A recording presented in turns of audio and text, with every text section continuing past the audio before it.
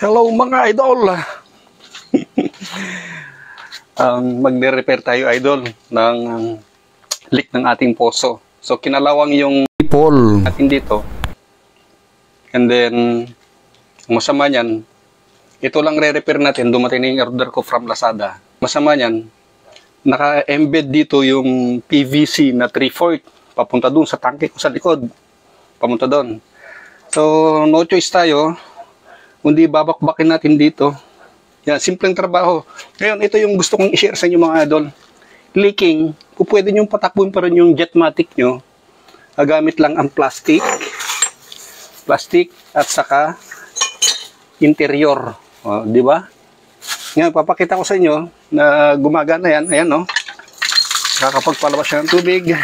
2 months na gagamit nila. And then, tanggalin ko lang ito, ipapakita ko paano nyo re-remedyohan just in case na wala pa yung tubero, hindi na hinar nyo, hindi pa available. Ganito lang gawin nyo. Ayan na, interior, plastic, and then, ito kasi, tinanggal ko na yung kinalawang din. Salpakan nyo lang ng ganito. Yan, pag salpakan nyo, lagyan nyo ng plastic, talian nyo, okay na siya. Pero hindi pang matagalan. Repair pa rin natin siya. So, hindi natin mailalagay ito unless putulin yung PVC dito at ikukupling na lang natin. So, magbabakbak dito. So, napakadali mga idol. Madali lang, di ba? Pero mahirap gawin. Madali lang siya, pero mahirap gawin. At magbabakbak tayo. Aha! Hindi naka-power on. Pa-power on natin sa loob yung ating extension. Ay, ang hirap pa.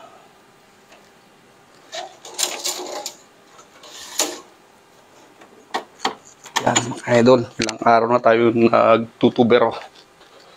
Ang daming ginawa dito sa bahay. So, eto, maingay ito. Magbabakbak tayo. So, nandito yung pipe natin naka-embed. Iwasan na lang.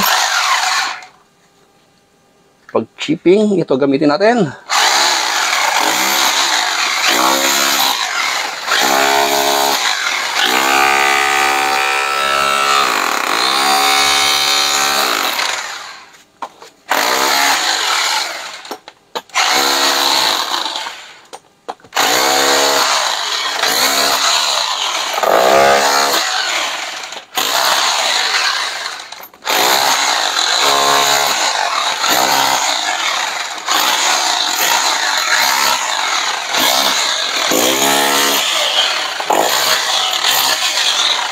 O, di ba? Napakadaling trabaho. Pero mahirap gawin.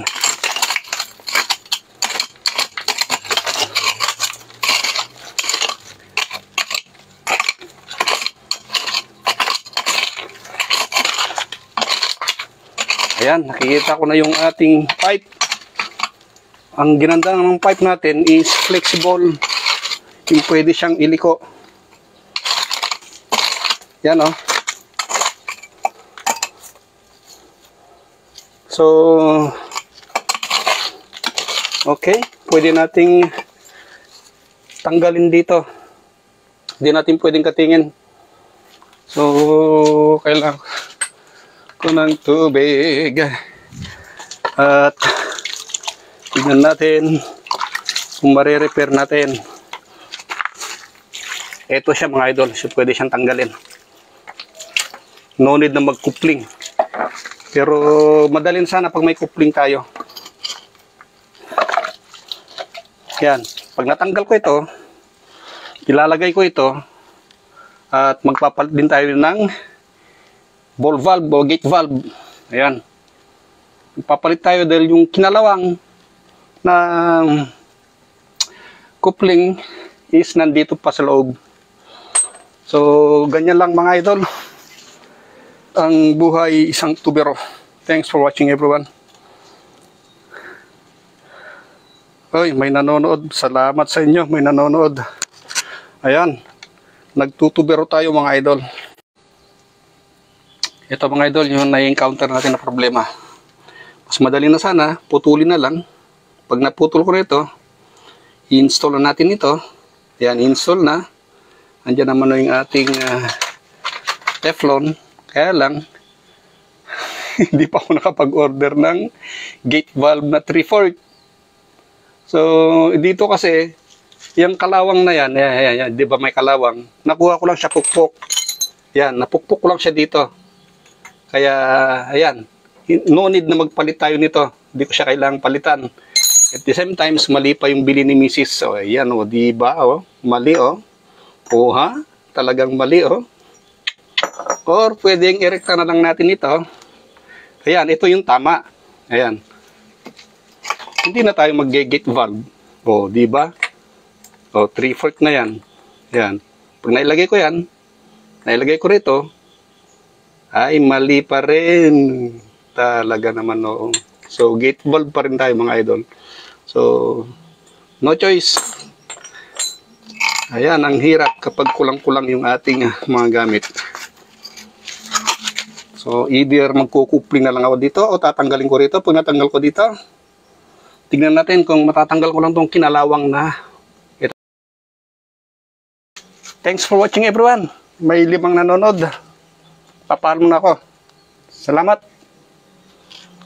Guys, iba namin yung ating motor. So far, wala namang leak. Yan, kakarga na yung motor natin doon. Ayan, no?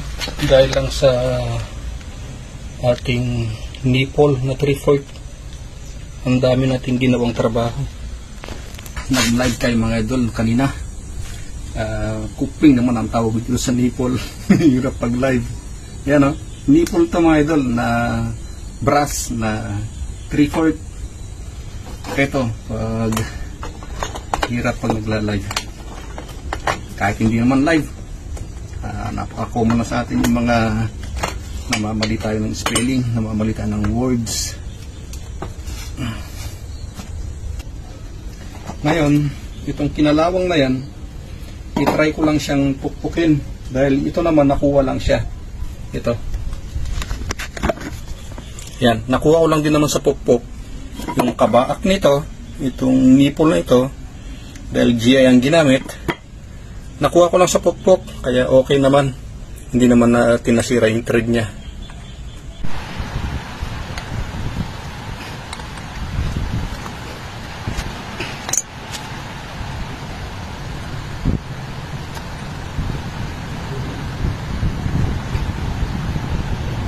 Yun, yan. Pupunduhan natin lagi dito.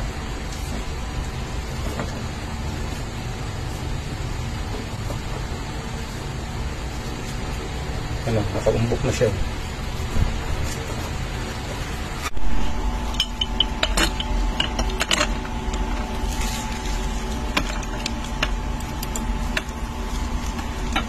Ayan, higpit na.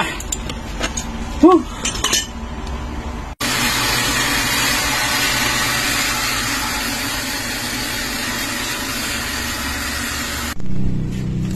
Ayan guys, tapos na.